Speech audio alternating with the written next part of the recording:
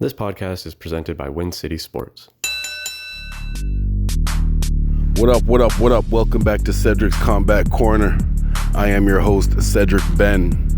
Today's show is actually not going to be about sports, but focused more on life. A lot of racial tension going on in the world right now, and it's hard to have a positive conversation when you're talking about racial tension. But I think I found a way to do it with my good friend Wayne Bridge. Me and Wayne been friends for about 15 years.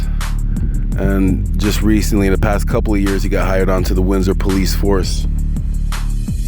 So I want to get his perspective on how he feels being a black police officer and the extra pressure there is with that. And like I said, just trying to find some type of positive energy that we could look forward to. So here we go. All right. Mr. Wayne Bridge, thank you for joining me today.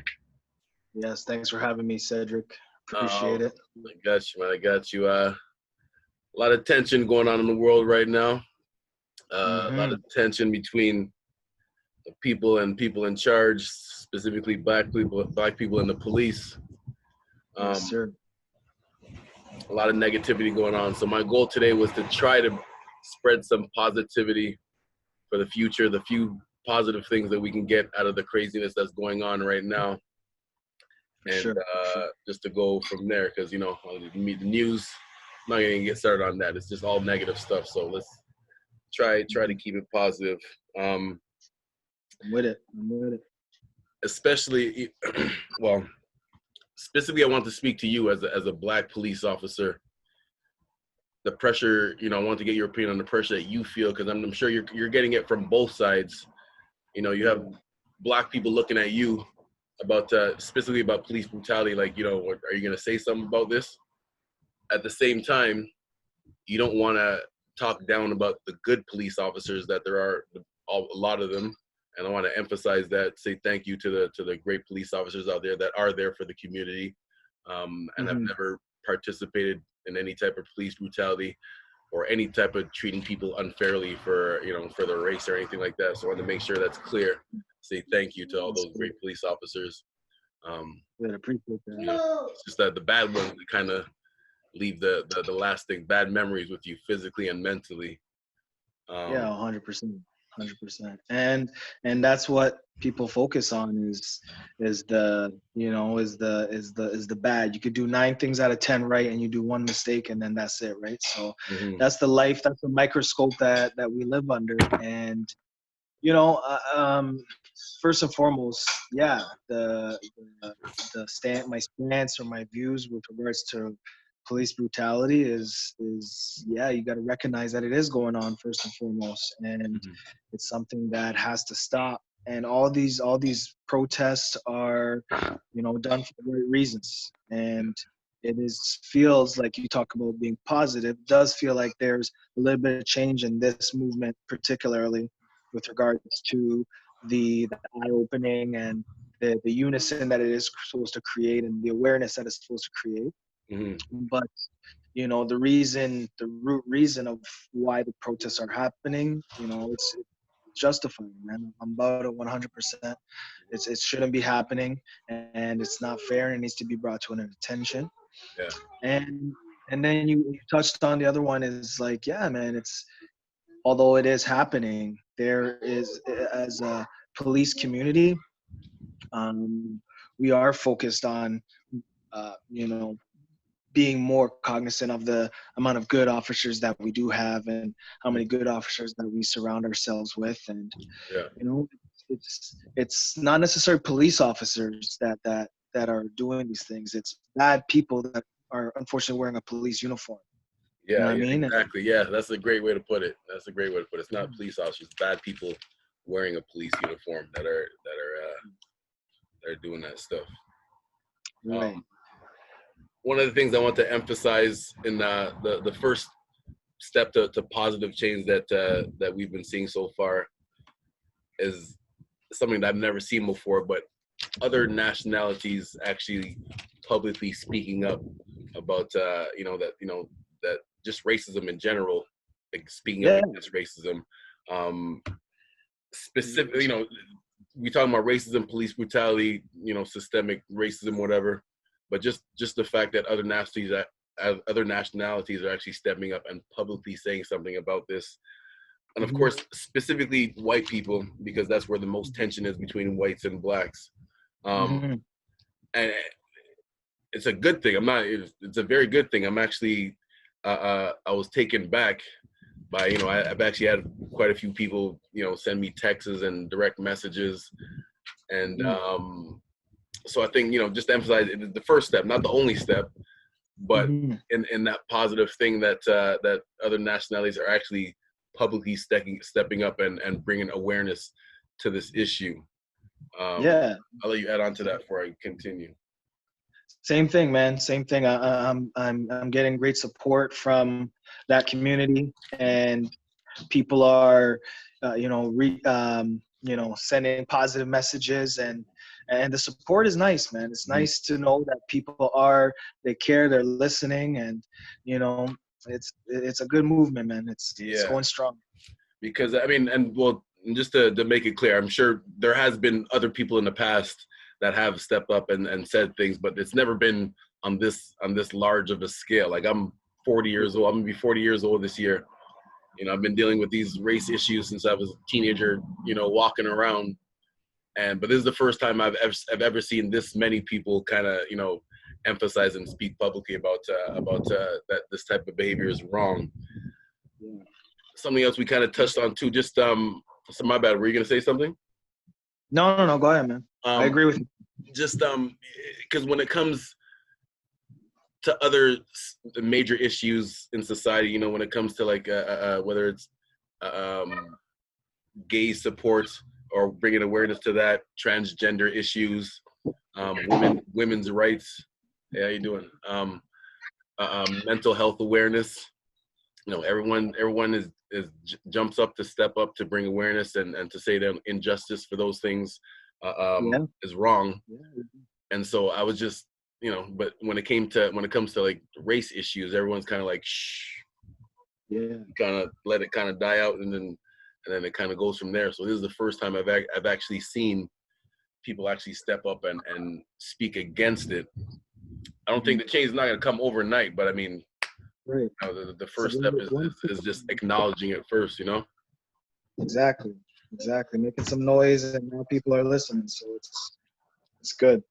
And even specifically the police, for the first time, again, there has been police officers in the past that have stepped up and vocalized that that this type of behavior is wrong. But again, on a larger scale, I haven't seen this many publicly come out and publicly speak out against it. So once again, I appreciate the good police officers out there that have been stepping up and do this. The good police officers that have actually reached out to me, personally, and said things. White police officers from all nationalities. So I really appreciate that. That's awesome. Now, again, emphasizing that is the first step. I don't know what's the next step, but when it comes to other issues, again, speaking of gay rights and women's issues and bringing awareness to mental health issues, it took a while of people speaking about these things before actual change happened. So just the fact that people are speaking about these things now, I hope it's going to take a while. It's not going to happen overnight, but I think this is a great first step into that future. Agreed. And I like how you brought that point up, is that there's other kind of subcultures and other cultures that's, like you said, the gay rights movement, and focusing specifically on that and seeing the acceptance of how that is, and it's what did they do to get to that point? Right. And you can look at it over the years. They've fought very hard publicly, and now they have a lot of those things that major it's acceptance and creating a culture that people actually can view as same level, and they've really forced that issue, man. And they protested, they did all this stuff, Exactly. and it's, I don't want to get too much into the sports thing, but like I want to emphasize when people are protesting, and the point of the protest is supposed to be peaceful. Of course, there's going to be the people that are doing the violent stuff, breaking into stuff and breaking the stores and stuff like that. I want to emphasize those are the few, again, the media focuses on. That's all you see on TV. But the whole point of the protest is just to bring awareness. It's not to cause violence and to hurt people, just for the people. And then I was talking about sports. The whole point of Colin Kaepernick taking a knee was to avoid all this. Yeah. Right. Straight up. People he took a knee to bring peaceful awareness to the issue of racism and police brutality, systemic racism. He took a peaceful knee. But at that time, I guess it wasn't one of the issues that people want to talk about. So people kind of, they hushed the racial issue part and just made it about the flag, and that's what everyone. I could probably guarantee if most people if you ask most people what he took a knee for, a lot of people probably forget. They won't even know that, right? Exactly. So I mean, again, that's he was trying to avoid that. He was trying to avoid that. Yeah, and you know what? We don't want to get into it too much, but the media, how much does it play into that, and twisting and the narrative and making him a villain? This guy is a hero. Exactly. This guy was he was ahead of the time, man. Like you said, he was trying to avoid all this, and he was vilified in the media they focused on the flag, and he's unpatriotic and no. Yeah. So hopefully that changed people's views on him, and specifically a few NFL owners, and hopefully he'll get a shot. You know where I'm kind of the frustrated with his opportunity is that move that he had the she's got to have her frog, which is in the bathtub, so go get it for me. Sorry about that. So he had the opportunity to audition essentially for all the 30 teams, and he last minute pulls a switcheroo and keep it. You know what? From my point of view, I think you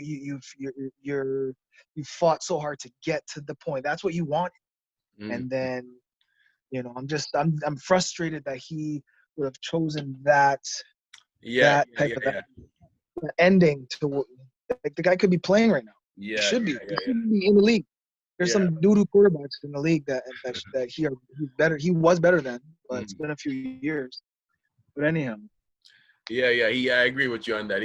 That was kind of a messed up situation too. The whole comeback and then the whole way they set that up. But anyways, just bringing it back to what we were talking about. We both have sons.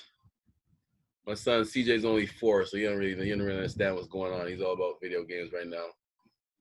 Boxing training for about 30 seconds at a time, and that's it. Your son Carmelo, how old is he now? He's 7. Pardon me? 7. 7. What grade is that?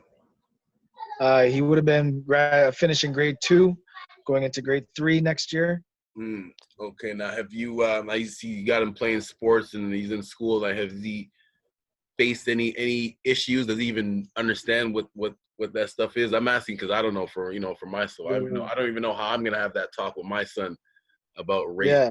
I'm asking you. Yeah, you know what, man? It's for him. He hasn't experienced anything that he's told me that seems like there's some kind of I guess different treatment to him. We're lucky we live in an area that seems to be how do I say this? You don't feel it around here. Yeah, exactly. Yeah. It's more, the way I describe it to people, it's in Canada, I guess, because we have the reputation of being so nice, it's more quiet racism in Canada. Yeah. It's not as blatant, right? It's not as blatant. Exactly. You're absolutely right on that. Because the next man down the street may wave at you and say hi, but who knows what else has happened. But I feel you. Yeah. I feel you. there is, I want to say there are biases and prejudices for sure and stereotypes that Mm-hmm. contribute to it, and everyone has them. Mm-hmm. So, but for him, he's, what he does know is we've talked to him about it. We've talked to him about George Floyd and his death and what it means and what the protests are.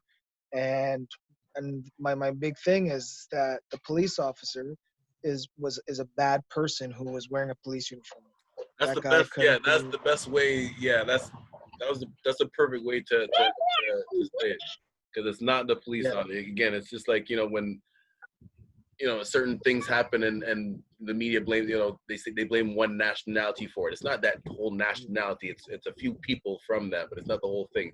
Same thing with police Yeah. officers. Some bad happens and people say it's the whole thing. It's not all of them. It's those few bad people wearing the uniform that ruin it for everyone.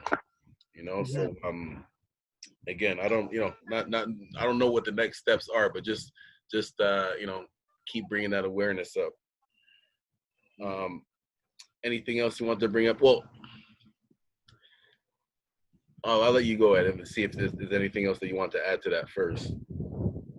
Yeah. So I mean, it's in my position, right? I'm a police officer, and black male, grew up black. I'm actually the biggest thing for me is that my culture. I'm West Indian black, and it's a lot different from American black, and a lot of people don't realize that. Yes, yes, yes, Um, yes, yes, yep, yep.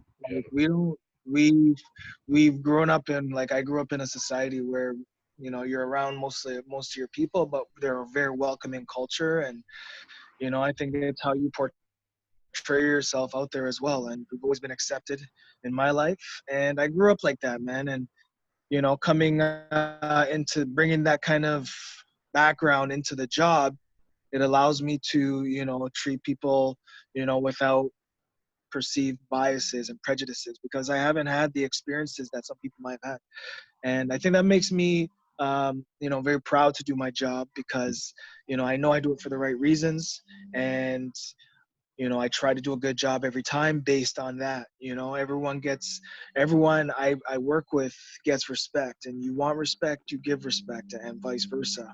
Mm-hmm. And I think that that's how it's got to start, is having that kind of attitude and having that kind of mindset and treating people as you want to be treated, the golden rule. And if we can figure out route find a route to getting to that type of solution where we're all on the same playing field, and everyone's and then we're going into the right direction, man. But I try to do it in what I do, and I show my kids, and my kids see it, and the people I work with around me see it. And you want to hope it's like a virus. You hope it's like COVID-19, and then one man catches it, and then he passes it off to the next man, and then Yeah. some people are asymptomatic, and they're always vexed, and Yes. so just trying to infect. We want to try to infect. That's one of the main topics of this conversation, right? Is positivity. Mm-hmm. We can infect as many people as we can with positivity. I know I'm doing it with my interactions. Everyone's got to look within themselves, and what are you doing to put it out there? Mm-hmm. And if you're doing enough, then keep it going. And if you're not, then it's an opportunity right now to make some real change. That's tangible. That's something you can measure. That's real. You know what I mean? So, 100%. All right. So basically, we covered most of the points I want to talk, all of the points that I want to talk about today.